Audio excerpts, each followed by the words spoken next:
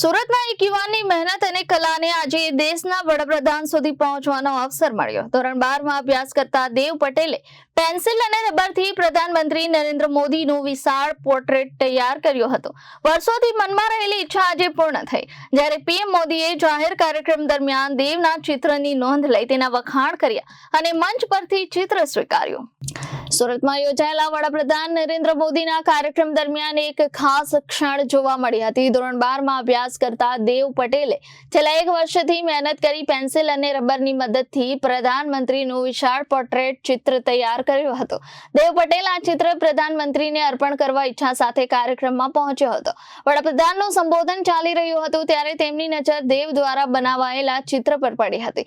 ચિત્ર જોઈ પ્રધાનમંત્રી આકર્ષિત થયા અને જાહેર મંચ પરથી યુવકના કલાના વખાણ કર્યા। ત્યારબાદ પ્રધાનમંત્રી નરેન્દ્ર મોદીએ દેવ પટેલ દ્વારા તૈયાર કરાયેલ પોર્ટ્રેટ સ્વીકારી તેને પ્રોત્સાહિત કર્યો હતો।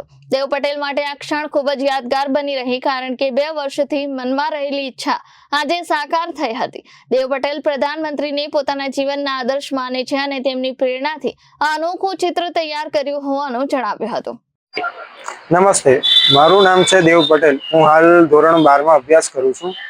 જ્યારે દેશમાં કોરોના કાળ ચાલતો હતો ત્યારે નરેન્દ્ર મોદી સાહેબે જે દેશ માટે કર્યું અને જે રીતે દેશને સંભાળ્યો તે જોઈને તો આમ કહેવાય ને કે ખૂબ આનંદ થયો।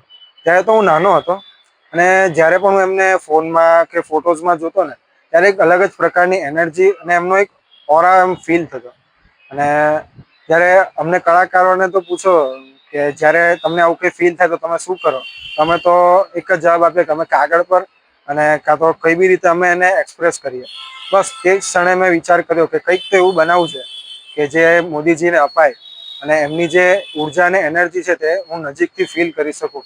તે માટે મેં નરેન્દ્ર મોદી સાહેબનો એક ફોટો બનાવ્યો કે જેમાં એમની જે એનર્જી ને એમનો જે ફેસ છે તેને હું ડિટેલથી એક્સપ્લોર કરી શકું। તે માટે મેં 1 વર્ષ લગાવીને ફક્ત પેન્સિલ અને ફક્ત રબરની મદદથી આ પેઇન્ટિંગ બનાવ્યું અને 2 વર્ષ એમ તો 2 વર્ષ જેવો સમયગાળો એમને આપવા માટે મેં રાહ જ જોઈ છે। અને આજે જે નરેન્દ્ર મોદી સાહેબે ભરી સભામાં મને આવકાર્યો અને મારા પેઇન્ટિંગનો સ્વીકાર કર્યો તે બદલ હું એમનો ખૂબ ખૂબ આભાર માનવા માંગુ છું।